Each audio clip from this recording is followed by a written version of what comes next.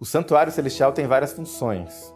Ele é apresentado no Antigo Testamento e no Novo também como um lugar de juízo, um lugar onde a expiação acontece e também um lugar onde há um conflito entre o bem e o mal. A luta entre o bem e o mal se inicia, ela vai se desenvolver e ela vai concluir no santuário. Esse grande conflito não é um grande conflito baseado no poder, porque como alguém pode lutar contra um Deus que é onipotente? Então, assim, não é força bruta que está em jogo, mas é o caráter de Deus. E aí, então, nós temos todo aquele processo da batalha que ocorre, Satanás, então, é expulso com seus seguidores do céu e tudo mais, e então o conflito é transportado para o nosso mundo.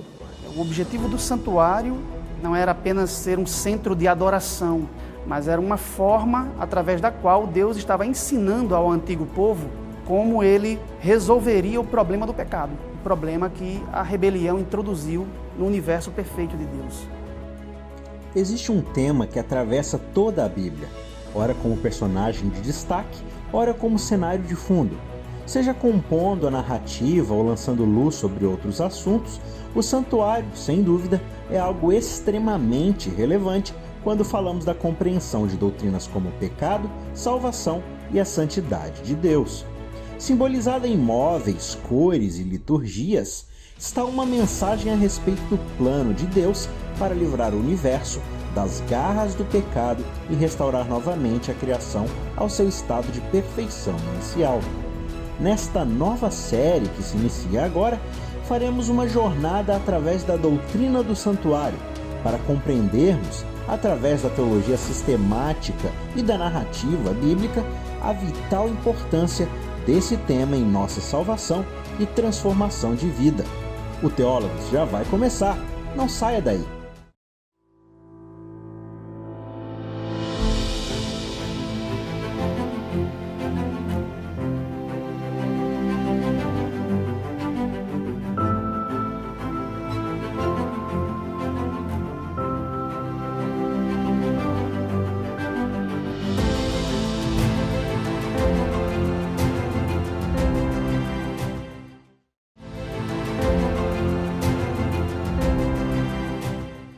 A primeira coisa a ser observada quando nós falamos da doutrina do santuário, e para definir a sua importância, é observar a quantidade de material bíblico referente a essa doutrina.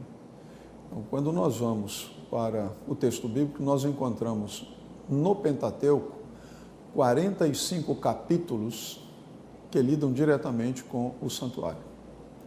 Quando nós vamos para os profetas, nós encontramos mais 45 capítulos lidando com o santuário. Então, só aqui nós já temos 90 capítulos. Para uma comparação, o maior livro profético que nós temos no Antigo Testamento, que é o livro de Isaías, não chega nem perto disso. Além disso, nós temos também o livro dos Salmos, e nós encontramos pelo menos 150 versos que abordam o tema do santuário.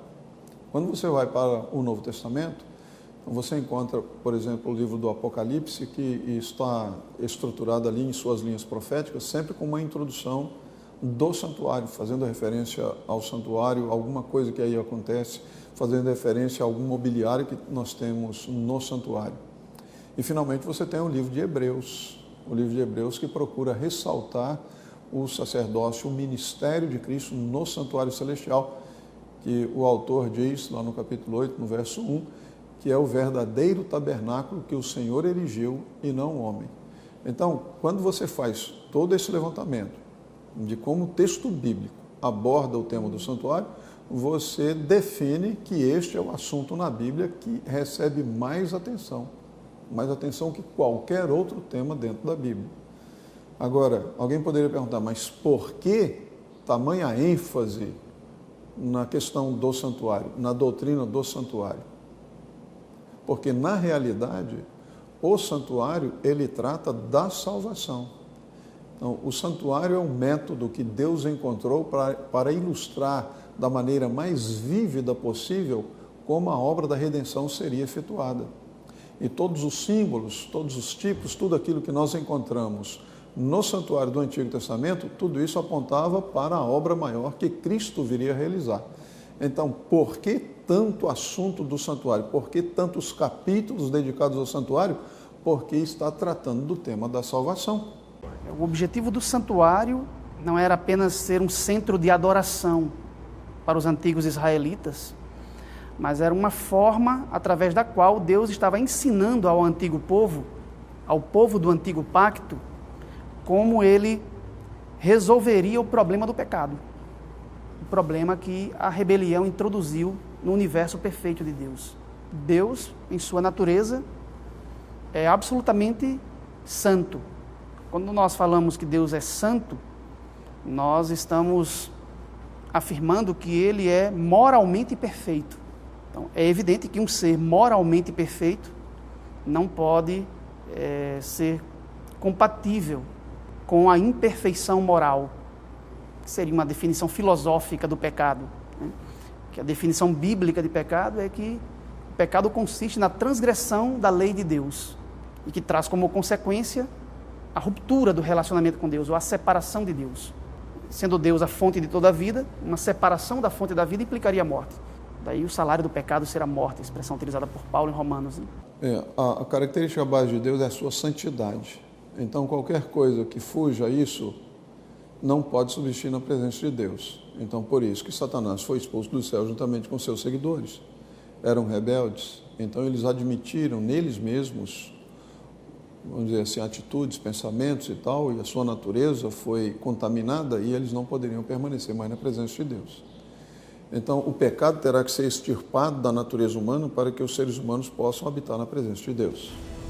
Assim como o Sol produz calor e luz por causa de sua radiação, a santidade de Deus é a energia que alimenta todo o universo. Mas, chegar muito perto do Sol nos destruiria completamente, devido à nossa frágil composição. Mas nem por isso o Sol é algo ruim. Pelo contrário, sem ele, morreríamos. Da mesma forma, o ser humano carece da santidade de Deus para existir, mas por causa do pecado, a proximidade se tornou algo impossível. O santuário celestial tem várias funções. Ele é apresentado no Antigo Testamento e no Novo também como um lugar de juízo, um lugar onde a aliança é ratificada, um lugar onde a expiação acontece e também um lugar onde há um conflito entre o bem e o mal. É um campo de batalha cósmica. Inclusive, em alguns textos, o santuário celestial é atacado por forças do mal, né? Especialmente Daniel. Daniel fala isso. Daniel 8 relata um ataque ao santuário celestial. Esse ataque do mal maligno até o santuário celestial, de acordo com a descrição de Daniel, faz, em sentido figurado, né, o santuário cair, o lugar cair por terra. E depois esse santuário é purificado, ele é restaurado. A gente vê a mesma figura também em Hebreus e em Apocalipse. As cenas de juízo, de batalha entre o bem e o mal, especialmente em Apocalipse, elas se dão num contexto, num cenário onde os móveis, o clamor que sai, ele é tudo do santuário celestial, desse santuário que está no céu, de acordo com Apocalipse 11, 19. O santuário terrestre, nos seus símbolos e tudo mais, então veja, ele acontece daqui por diante. Então, o santuário mosaico, então ele vai ser estabelecido logo depois do êxodo e coisa e tal. Então, ele só tem essa perspectiva aqui. Agora, em outro, por exemplo, você vai nos profetas, lá em Ezequiel, que eu mencionei, então você tem alguma coisa que retrocede. Mas o santuário aqui, ele está apontando para uma realidade e a solução para essa realidade, que é o problema do pecado. Agora, ao falar sobre o dia da expiação, então, na realidade, ele aponta para a solução final para o problema do pecado. Então, o santuário é para tratar do problema do pecado. E o santuário, nesta função, não existirá depois do milênio. Por quê? Porque o problema do pecado terá sido resolvido, então não haverá mais necessidade. O santuário sempre existiu, mas nesta função salvífica do plano da salvação, ele só entra em funcionamento após a entrada do pecado no mundo. Então, antes disso, não havia necessidade, porque não havia pecado. Agora, com a extinção do pecado, então também não há mais necessidade desta atividade sacerdotal de Cristo. Então, essa restauração da harmonia é o objetivo de todo o plano da redenção. É o último parágrafo do grande conflito. Começa Patriarcas e Profetas com Deus é amor. Termina a série do conflito, no grande conflito, o último parágrafo, dizendo assim, e todo o universo proclama que Deus é amor. Começa Deus é amor, termina Deus é amor. Por quê? Foi restaurada a harmonia, que foi interrompida essa harmonia pela introdução do pecado. Então foi eliminado o originador do pecado e foram eliminados todos os seguidores do originador do pecado. Então o universo agora todo está em harmonia agora com a vontade de Deus. Qualquer pessoa que tenha tido o mínimo contato com a Bíblia ou a religião cristã já deve ter ouvido que Deus é amor. Mas se Deus é todo-poderoso e ao mesmo tempo é a própria definição de amor, como podemos conciliar com a realidade do mal que nos cerca? É Deus o responsável pela criação do mal e do pecado? Se Ele tem a ciência de todas as coisas, por que permitir em sua criação algo que traria tanta dor e destruição? A eternidade é um atributo que pertence somente a Deus. Portanto, o pecado não coexistiu com Deus, porque não existe eternidade atribuída ao pecado. Então, o que nós podemos entender é que, em algum momento, este elemento estranho, que teologicamente definimos como pecado, ele foi introduzido na criação de Deus, alheio à vontade de Deus. Esta introdução, ou esta intromissão deste elemento estranho em toda a harmonia criada por Deus, nós encontramos em linguagem simbólica no capítulo 28 do livro de Ezequiel. O profeta Ezequiel aqui ele está fazendo uma descrição, ele menciona aqui o rei de Tiro, e alguns até poderiam questionar, mas se está falando do rei de Tiro, não está falando aqui de um ser desta terra? Aparentemente sim, mas quando você analisa o texto em si, você observa que o profeta não está se referindo a alguém deste mundo, porque aqui faz referência a este ser, dizendo que ele era um querubim. Os querubins estavam próximos de Deus. Nós encontramos querubins que foram postados ali à porta do Éden para impedir que o homem retornasse ao jardim do Éden. Nós encontramos um par de querubins sobre a arca da aliança no santuário. Então nós vemos aqui que são seres supraterrenais, não deste mundo. E o rei de Tiro é descrito como um querubim. Além disso, ele é descrito como perfeito. A Bíblia não atribui perfeição a um ser humano. E neste caso aqui, o lamento sobre o rei de Tiro, contra o rei de Tiro, naturalmente não poderia ser a um ser humano, tratando-se aqui de qualificá-lo como alguém que era perfeito nos caminhos. E ainda há outras referências, né? Não era apenas um querubim, ele era um querubim ungido. E aqui nós encontramos uma coisa interessante, diz que ele permanecia no Monte Santo de Deus e andava no brilho das pedras. Que pedras? O verso 13 diz que estava no Éden, jardim de Deus. Alguns estudiosos consideram ou encontram paralelos entre o jardim do Éden e o santuário israelita, logicamente guardando-se as devidas proporções, não que o jardim do Éden fosse um santuário da mesma forma como o santuário mosaico, mas algumas características do jardim do Éden apresentam ali como um espaço sagrado onde Deus se manifestava e onde o homem vivia.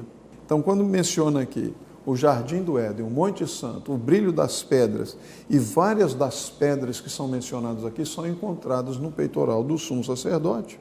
Também menciona outras situações aqui que mostram que este rei de Tiro não fazia referência a um personagem histórico, mas sim a um personagem não deste mundo.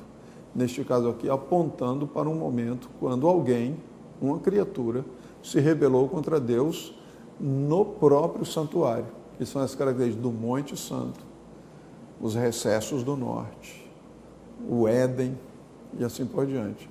A luta entre o bem e o mal se inicia, ela vai se desenvolver e ela vai concluir no santuário. Porque o santuário é eterno. O livro de Jeremias, ali no capítulo 17, verso 12 de Jeremias, diz assim: o trono de glória, excelso desde o princípio, é o lugar de nosso santuário. E a palavra princípio aqui é da mesma raiz que aparece lá em Gênesis 1:1, Bereshit, desde o início. Quando foi esse início nós não sabemos. Mas esse santuário, desde o início, onde está o trono de Deus, é o lugar central do universo. E para a gente entender o caminho de Deus, tem que partir dali. Salmos capítulo 68, verso 24. Viram os teus caminhos, ó Deus, os caminhos de meu Deus, os caminhos de meu rei no santuário. Algumas traduções dizem o cortejo, mas a palavra halak no hebraico dá mais ideia, mais do que cortejo, o caminho. Para mim conhecer o caminho de Deus, eu tenho que entrar no santuário. Mencionei um momento atrás que a luta entre o bem e o mal começa naquele lugar. E nós temos algumas pequenas vislumbres dessa luta, como foi, como ela começou, e nós temos que, para entendê-la, um dos melhores capítulos, os dois melhores capítulos na minha ótica também, é Ezequiel 28 e Isaías 14. Em Ezequiel 28, narra ali de um ser que estava no Éden, no jardim de Deus. Ele estava composto de diferentes pedras preciosas e chama ele de querubim grande protetor. A palavra ali, protetor, é a palavra hasokek, que significa também cobrir. E ele foi colocado no santo de monte de Deus, ali estavas em meio das pedras de fogo, passeavas, perfeito eras em todos os teus caminhos, desde o dia que foste criado até o dia que se encontrou maldade em ti. Então, esse querubim, vem a pergunta agora, qual era a atividade desse querubim? Nós sabemos que esse querubim finalmente simboliza, ou é um tipo de Satanás. Querubim grande protetor, querubim hasokek. O que ele cobria? O que ele guardava? Nas traduções em português, mas maiormente aparece querubim da guarda. Diz ali no verso 14, tu querubim grande protetor, te coloquei no santo monte. Essa palavra monte na Bíblia, nós também temos a luta entre o bem e o mal correndo em cima dela, e o santuário se encontrava em um desses montes. No outro texto que eu mencionei um momento atrás, em Isaías capítulo 14, aparece o mesmo querubim, mas a palavra não aparece santo monte. O monte aparece o mesmo, mas outro adjetivo qualificando. Aqui o monte aparece como santo. Em Isaías, o monte vai aparecer como o monte da congregação. Como caísse do céu o luzeiro filho da manhã, cortado fosses por terra, tu que debilitava as nações, tu que dizias no teu coração, sobre o céu alto, junto às estrelas, levantarei meu trono, no monte da congregação. Então nós temos um monte lá santo, aqui aparece o monte da congregação. E dá um detalhe interessante, diz que esse monte se encontrava do lado do norte. Então nós temos um ser que morava no Monte Santo, aqui diz que era no monte da congregação, e dá um detalhe sobre esse monte da congregação. Chama de monte da congregação, que se encontra do lado do norte, Zafon no idioma original. No Salmo 48, dá alguma informação sobre esse lado do norte. E agora dá outro nome para esse monte. Capítulo 48, verso 2 e 3, diz assim, vai começar com 1. Grande é o Senhor, digno de ser grande de maneira, louvado, na cidade de nosso Deus, no seu monte santo, utiliza a expressão lá de Ezequiel, formosa a província, gozo de toda a terra, e chama agora de monte de Sião, e diz que ele está nos lados do norte. Então, essa passagem aqui de Salmos vincula-se com a de Isaías por causa do norte, e com a de Ezequiel pelo monte santo. E na última cláusula, no verso 2, diz a cidade do grande rei. Então a gente vai ter um pouquinho mais de informação. Lá era querubim, aqui é Lúcifer em Isaías. Lá estava no Monte Santo, em Isaías no Monte da Congregação. Aqui agora dá uma informação que esse monte, chama-se Monte de Sião, e ele está sobre uma cidade chamada Cidade do Grande Rei. Que cidade é essa do Grande Rei? Quando nós vamos ao Novo Testamento, o livro de Mateus, capítulo 5, Cristo está falando ali, é o Monte das Bem-aventuranças. No capítulo 5 ele faz uma menção interessante.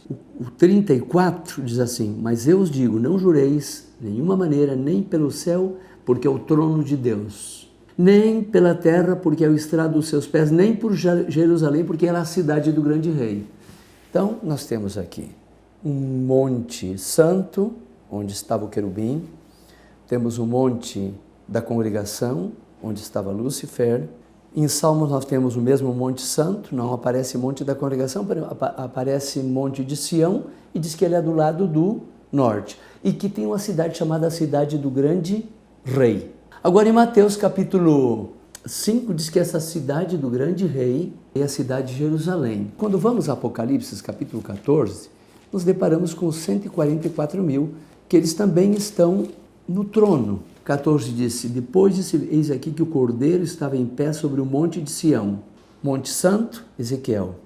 Monte da Congregação, Isaías. Monte de Sião, Salmos. E Salmo dá mais uma informação. Monte de Sião, a cidade do grande rei.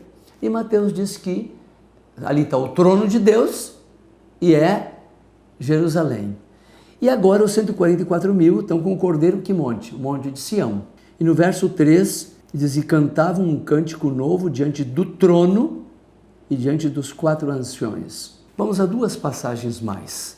Elas estão em Apocalipse capítulo 7, verso 15. Diz assim: Por isso estão diante do trono de Deus e servem de dia e de noite no seu templo. Em algumas traduções, de santuário. E o que está sentado sobre o trono estenderá sobre eles o seu tabernáculo. Então, seguindo a linha de raciocínio, Lucifer estava como querubim cobridor no Monte Santo. Isaías diz que ele estava no Monte da Congregação. Davi, inspirado, diz que esse monte é o Monte de Sião, está do lado do norte, vinculando com Isaías, tem um trono e ali está a cidade do grande rei. Mateus, também inspirado, vai dizer que essa cidade do grande rei é o lugar que está o trono e que é a Jerusalém. E agora João, no Apocalipse, nos diz: 144 mil estão no Monte Sião, Salmos tinha dito que é esse monte, e ao mesmo tempo menciona que está o trono. E finalmente, Apocalipse capítulo 7, 15 diz que porque estão diante do trono de Deus, servem de dia e de noite no seu templo, que está sentado sobre o trono, estenderá seu tabernáculo sobre eles. E fechando essa primeira parte, nós temos o capítulo 11 de Apocalipse, onde diz que o templo de Deus foi aberto no céu e a arca da sua aliança foi vista no templo. Eu queria resumir assim: Lucifer foi colocado num monte. Este monte, ele está sobre uma cidade. A cidade é a chamada cidade do grande rei, que é Jerusalém. Nesse monte onde ele estava colocado, aqui diz que tem um templo ou um santuário também. Está um trono ali. E esse templo, quando é aberto, é visto a arca. E ele é o querubim cobridor. A história bíblica nos relata a existência de um anjo que havia sido criado perfeito, assim como toda a criação, mas que por alguma razão que desconhecemos, resolveu se rebelar contra o governo divino. Embora tivesse funções maiores do que o restante da criação, alimentou em seu coração que isso não seria o suficiente. O trono do próprio Criador passa a ser o seu objetivo, e para tal, começa um motim no próprio céu. Agora, como foi que Satanás se rebelou contra Deus? Aqui no verso 16 diz assim: na multiplicação do teu comércio se encheu o teu interior de violência e pecaste. Na multiplicação do teu comércio. A palavra para comércio que é utilizada aqui no verso 16 de Ezequiel 28 é a palavra recular. Recular pode ser traduzida também como calúnia, difamação. Então aqui nós somos apresentados a estratégia utilizada por Satanás para conseguir o seu intento. E qual era o intento de Satanás? Quando nós vamos para Isaías 14, nós vemos ali a pretensão de Satanás de assumir uma posição que não lhe pertencia. E é muito interessante que o eu se destaca em Isaías 14. No verso 12 diz assim: como caíste do céu, ó estrela da manhã, filho da alva, como foste lançado por terra, tu que debilitavas as nações, tu dizias no teu coração: eu subirei ao céu. Então, o eu se destaca tremendamente nesses versos. Acima das estrelas de Deus, exaltarei, eu exaltarei o meu trono. E no monte da congregação, eu me assentarei. Nas extremidades do norte, eu subirei acima das mais altas nuvens e serei semelhante ao Altíssimo. Então, observe a presunção. Está pretendendo assumir prerrogativas que não lhe pertencem. A criatura querendo ou pretendendo ser semelhante ao próprio Deus.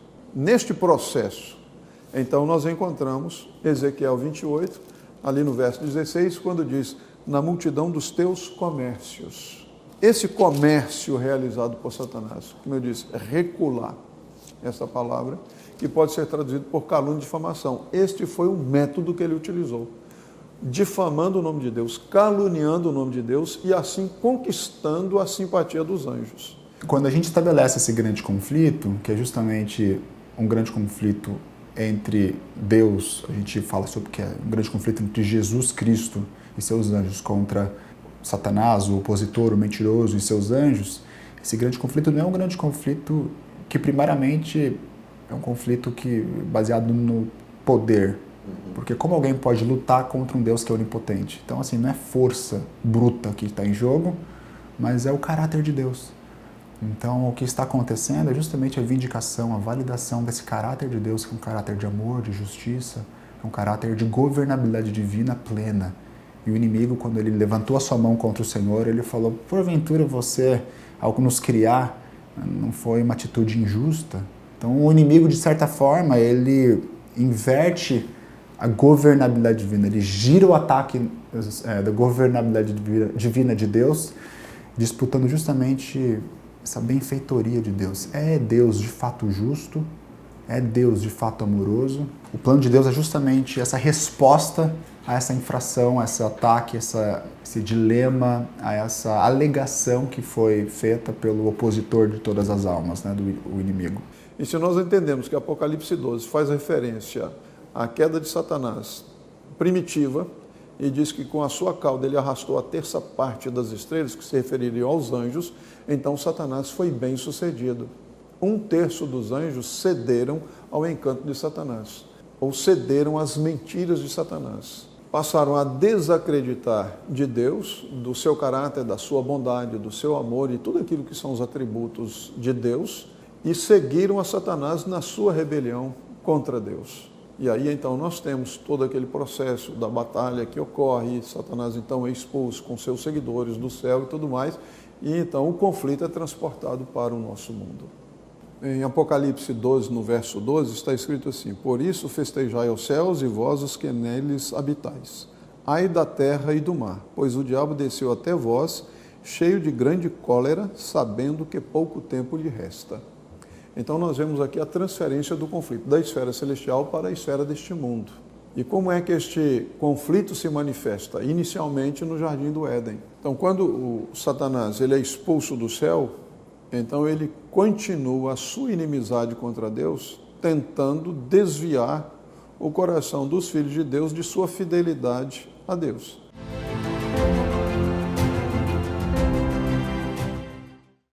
Lúcifer era o querubim que cobria, guardava o quê? A arca. Nosso santuário existe desde o princípio. Ele peca desde o princípio. O que é pecado? Transgressão da lei.